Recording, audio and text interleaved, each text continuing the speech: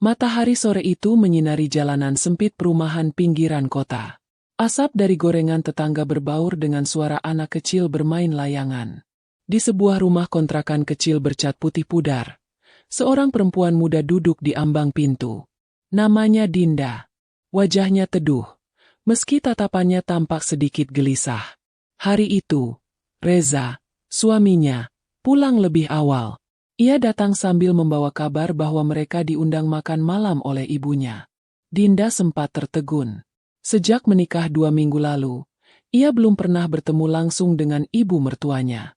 Segala cerita tentang beliau hanya ia dengar dari Reza, yang selalu mengeluh tentang kerasnya watak sang ibu. Namun Dinda tak bisa menolak. Ia sadar, sebagai istri, ia harus menghormati keluarga suaminya. Maka dengan pakaian sederhana, blus biru dan rok panjang polos, ia bersiap dengan wajah tegang yang ditutupi senyum tipis. Mobil Reza hanya sepeda motor tua yang bunyinya sudah seperti mesin penggiling kelapa. Tapi Dinda tidak mempermasalahkan itu. Ia justru memeluk pinggang Reza erat sepanjang perjalanan. Ia merasa aman. Namun rasa aman itu mulai berubah menjadi cemas saat motor mereka berhenti di depan sebuah rumah besar berpagar besi. Catnya masih mengkilap, dengan 2 mobil mewah terparkir rapi di garasi. Dinda menggenggam tangan Reza kuat-kuat. "Aku deg-degan, Mas," bisiknya. "Gak apa-apa, sayang. Aku di sini," jawab Reza lembut. Begitu pagar dibuka, seorang perempuan paruh baya keluar. Wajahnya penuh bedak. Alisnya tebal ditato, dan matanya menatap tajam ke arah Dinda. Ia tidak tersenyum, tidak juga menyambut. Jadi ini istri kamu." Suaranya datar, tapi menusuk. Reza tersenyum canggung. "Iya, Bu. Ini Dinda." Perempuan itu menyapu Dinda dari atas sampai bawah dengan pandangan merendahkan. Matanya tertuju pada tas kecil Dinda yang warnanya mulai pudar. "Kamu kerja di mana?" tanya sang ibu tiba-tiba. "Saya belum kerja, Bu. Saya masih bantu Mas Reza jualan online." Ibu Reza tertawa sinis. Pantesan wajahnya juga kelihatan kayak orang susah. "Reza, kamu ini serius cari istri atau cari beban hidup?" Dinda tercekat. Ingin rasanya ia menjawab, tapi ia memilih diam. Nafasnya sesak. Rasanya seperti ditampar berkali-kali di depan umum. Reza memegang tangannya, berusaha memberi ketenangan. Namun ibu Reza tidak berhenti. "Lihat bajunya, kayak pembantu. Punya sopan santun gak kamu? Datang ke rumah orang pakai baju lusuh begitu." "Bu, jangan begitu," potong Reza pelan. "Apa? Emaknya aja gak tahu diri. Kamu juga sama. Nikah sama perempuan kere. Hidupmu pasti makin sengsara." Malam itu berubah menjadi neraka. Makan malam yang seharusnya jadi ajang silaturahmi, malah berubah jadi ajang penghinaan. Dinda hanya menunduk. Suaranya tak keluar, tapi hatinya bergetar hebat.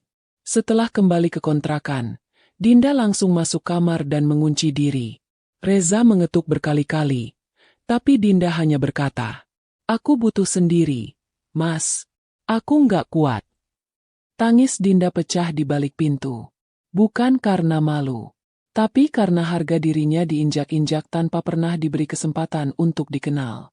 Ia hanya dinilai dari tampilan luar, tanpa tahu isi hati dan perjuangannya. Sementara itu di ruang tamu rumah besar itu, Ibu Reza masih mengomel. "Kalau kamu terus sama perempuan itu, jangan harap aku bantu kalian sepeser pun." Di tengah malam, ketika Reza akhirnya berhasil masuk ke kamar, ia mendapati Dinda tertidur dengan mata sembab. Ia mengecup kening istrinya dan berbisik, "Aku minta maaf, sayang. Tapi sabar ya, nanti semua akan berubah." Namun Reza tidak tahu siapa sebenarnya perempuan yang ia nikahi, dan betapa besar harga diri yang selama ini Dinda sembunyikan. Pagi itu, udara di kontrakan sempit itu terasa lebih dingin dari biasanya. Reza bangun dan menemukan Dinda sudah lebih dulu terjaga. Ia sedang melipat baju, sambil memutar nasyid dari ponsel bututnya. Tak ada kata, tak ada senyum. Tapi sorot matanya menunjukkan bahwa ada sesuatu yang tengah ia pertahankan di dalam hati. Reza mencoba mencairkan suasana. Ia mengusap punggung istrinya dan berkata pelan. Masih kepikiran soal semalam, ya? Dinda diam sejenak, lalu mengangguk pelan. Aku bisa terima hidup susah, Mas, tapi dihina seperti itu di depanmu. Aku nggak tahu harus bilang apa. Reza memeluknya. Tapi ia juga tahu, luka di hati istrinya tidak akan sembuh hanya dengan pelukan. Ia tahu ibunya salah. Tapi selama ini ia tidak pernah bisa melawan. Sejak kecil, Reza terbiasa hidup dalam tekanan sang ibu yang keras dan penuh gengsi. Hari-hari berikutnya, Dinda tetap menjalani rutinitas dengan sabar. Ia mencuci, memasak, dan membantu Reza mengemas pesanan dari toko online mereka. Namun jauh di lubuk hatinya, ada gemuruh yang tak bisa ia redam. Ia lelah berpura-pura menjadi orang lain. Dinda bukan perempuan biasa. Ia adalah anak dari seorang pengusaha properti ternama di kota lain. Sejak kecil hidup dalam kemewahan. Namun ketika terjadi konflik perebutan saham antar saudara, Dinda memilih keluar dari lingkaran itu. Ia meninggalkan warisan, perusahaan, dan nama besarnya. Ia hanya ingin hidup tenang, dan menemukan cinta yang bukan karena uang. Pilihan itu membawanya pada Reza.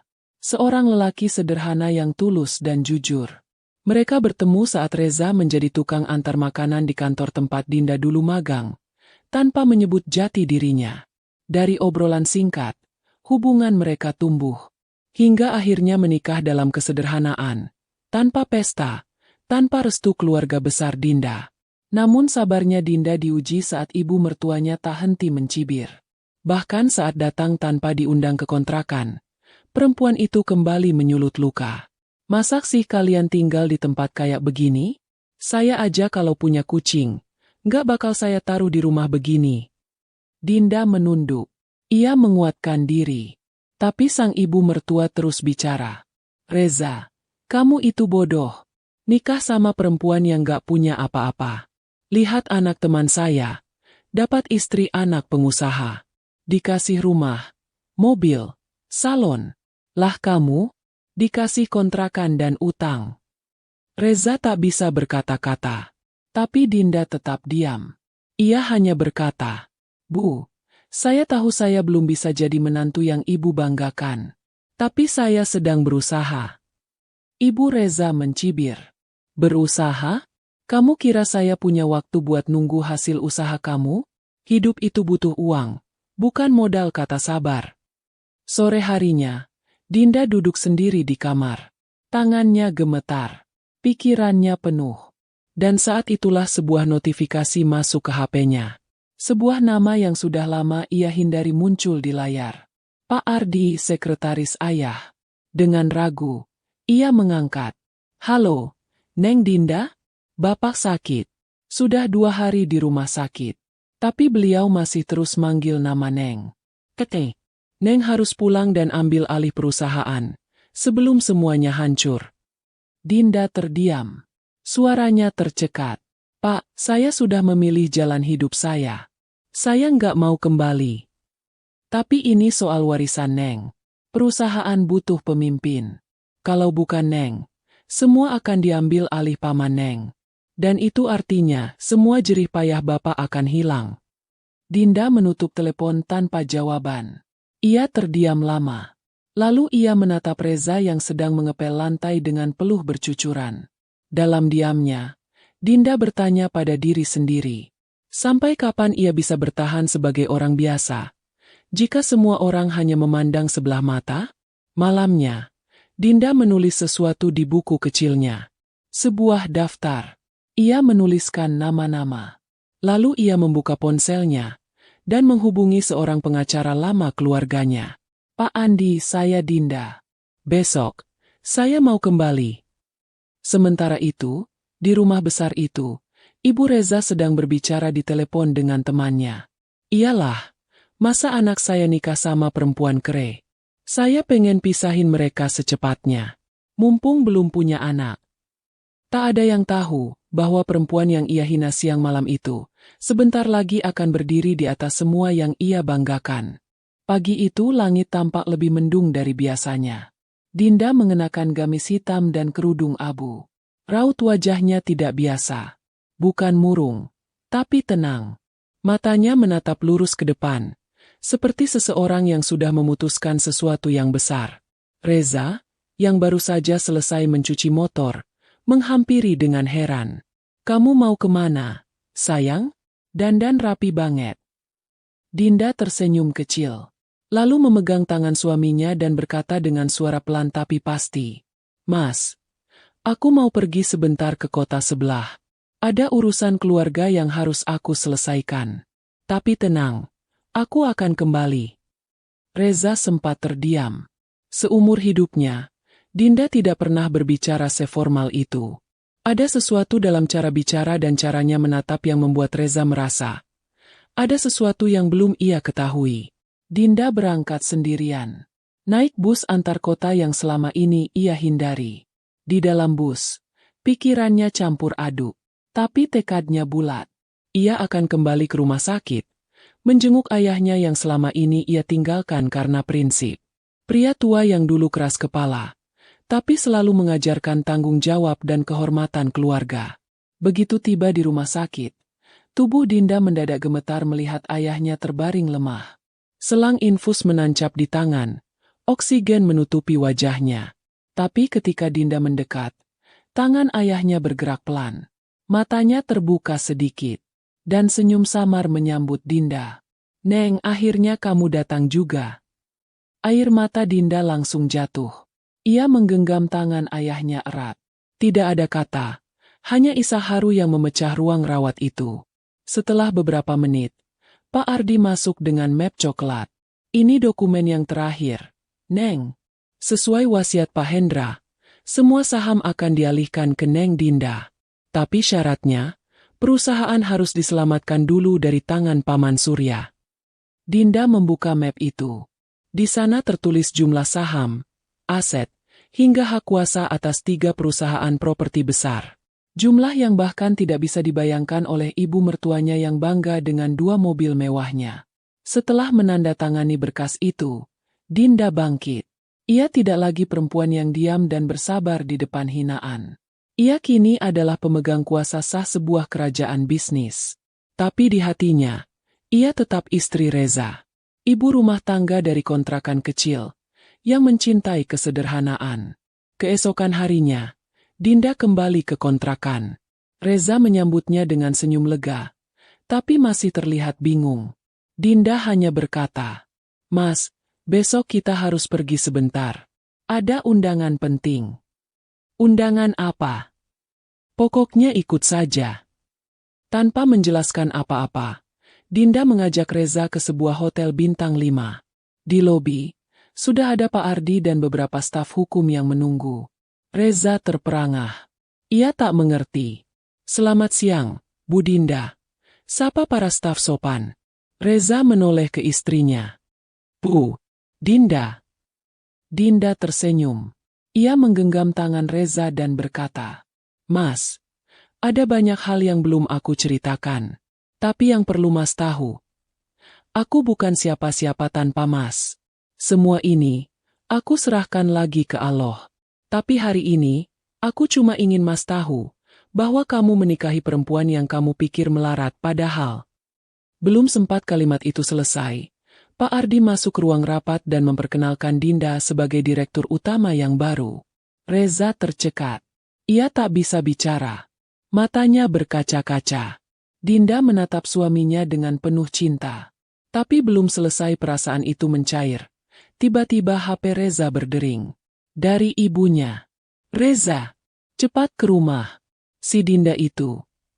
Anak siapa sebenarnya? Ibu barusan dengar kabar dari grup arisan." Reza hanya menatap Dinda. Pelan-pelan ia berkata, "Bu, nanti Reza jelaskan. Tapi satu hal, jangan pernah hina istri saya lagi." Sementara itu, di rumah mewah milik sang mertua, sang ibu duduk terpaku. Tangannya gemetar memegang ponsel sambil membaca berita di portal bisnis. Putri tunggal Hendra Saputra kembali ambil alih kendali grup Sahabat Properti. Fotonya terpampang besar. Dengan nama lengkap, Dinda Ayu Saputri. Pagi itu, Suasana rumah besar milik Ibu Reza berubah drastis. Bukan karena suara gaduh anak-anak atau tetangga ribut, tapi karena isi grup arisan yang mendadak ramai membicarakan satu nama yang sangat ia kenal. Dinda. Bukan sebagai istri anaknya, tapi sebagai pewaris tunggal salah satu grup properti terbesar di kota. Bu, ini maksudnya Dinda yang mana? Kok namanya sama? Tanya salah satu anggota grup di WhatsApp. Yang kemarin dicibir sama ibu itu kan? Katanya kre. Sekarang keluar berita begini. Sambung yang lain. Ibu Reza terpaku di ruang makan.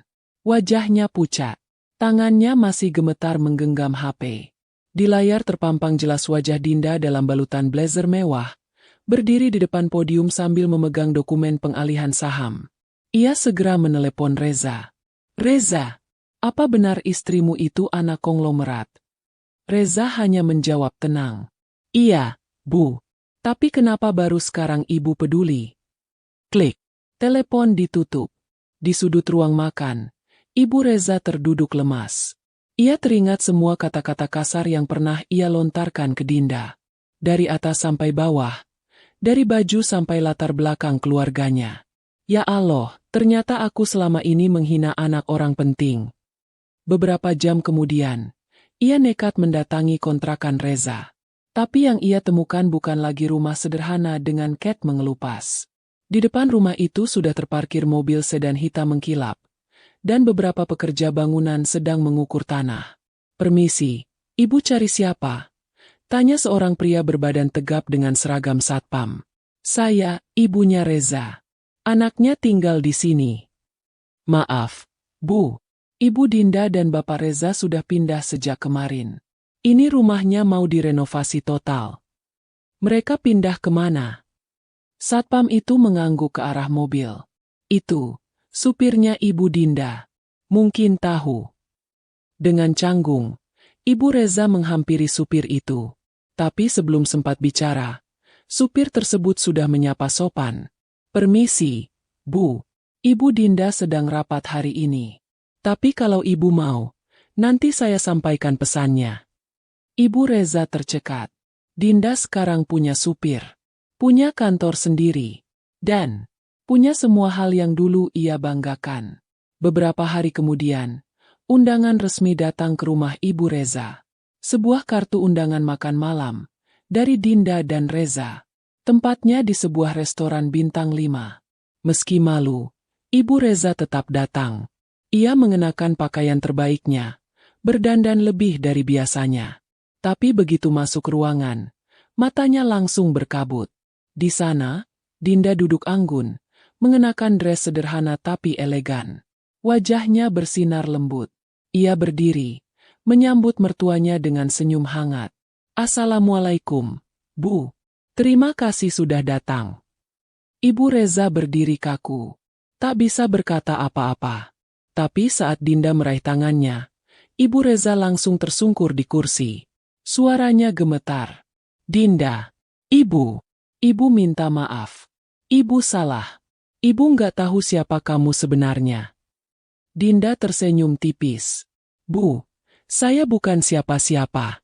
Saya cuma istri dari anak ibu. Dan sejak awal, saya nggak pernah ingin dilihat dari harta. Saya cuma ingin diterima sebagai keluarga. Air mata mengalir di pipi Ibu Reza. Ia menunduk. Malu luar biasa. Semua gengsi yang dulu ia pegang, kini hancur lebur. Reza memegang bahu ibunya. Lalu duduk di samping istri yang selama ini ia lindungi dengan sepenuh hati. Tapi saat suasana mulai mencair, seorang wanita paruh-baya lain muncul dari arah pintu. Wajahnya mirip Dinda, tegas dan berwibawa. Ia langsung memeluk Dinda erat. Anakku, akhirnya kamu berdiri di tempat yang seharusnya. Ternyata ibu kandung Dinda datang dari luar kota. Ia tahu bahwa Dinda akhirnya membuka kembali pintu keluarga.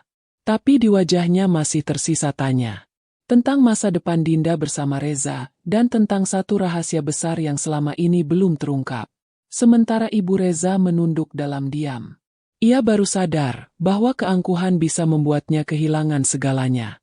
Dan yang selama ini ia kira melarat justru lebih berharga dari semua yang pernah ia miliki. 1 bulan telah berlalu sejak makan malam yang penuh air mata dan pengakuan itu. Namun tak semua luka bisa langsung sembuh. Meski Dinda sudah memaafkan, hubungan antara dirinya dan ibu mertua masih menyimpan jarak. Ada tembok tak kasat mata yang hanya bisa diruntuhkan oleh keikhlasan. Reza mulai bekerja sebagai manajer proyek di salah satu anak perusahaan milik Dinda.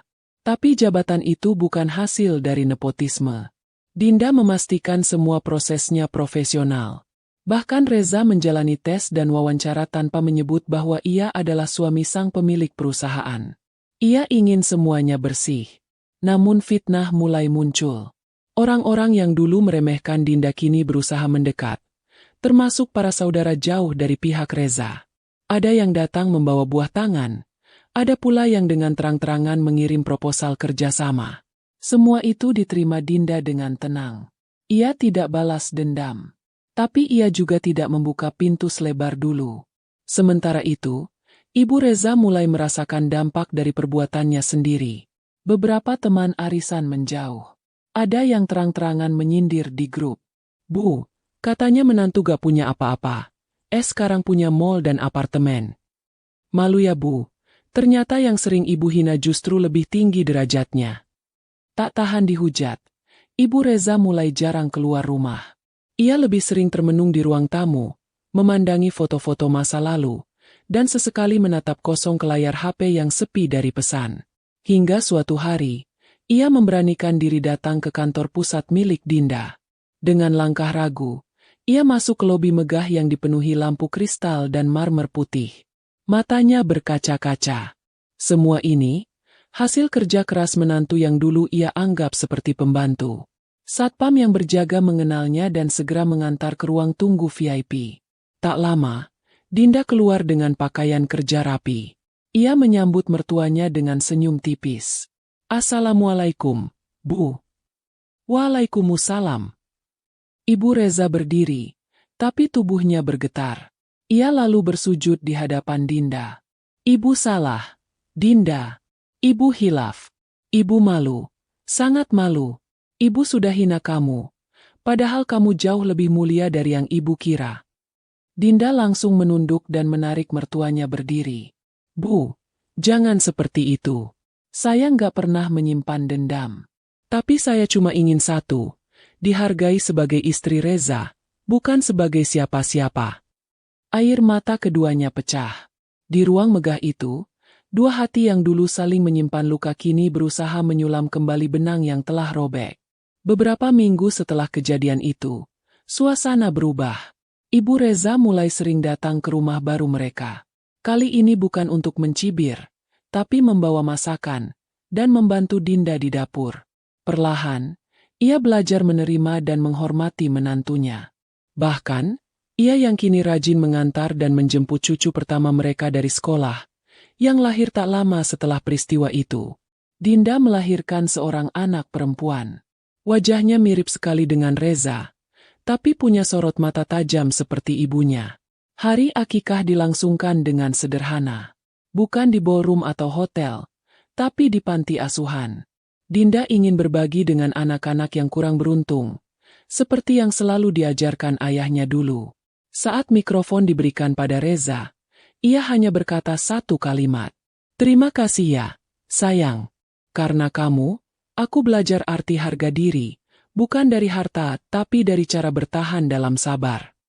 Para tamu terharu. Sementara itu, Ibu Reza berdiri di belakang, mengusap air matanya sendiri. Ia kini tahu bahwa semua yang dulu ia banggakan hanyalah debu di hadapan Allah. Karena Allah tidak menilai dari dompet, tapi dari hati. Dan siapa sangka, perempuan yang dulu ia kira melarat, ternyata adalah konglomerat yang paling tahu cara menghargai manusia.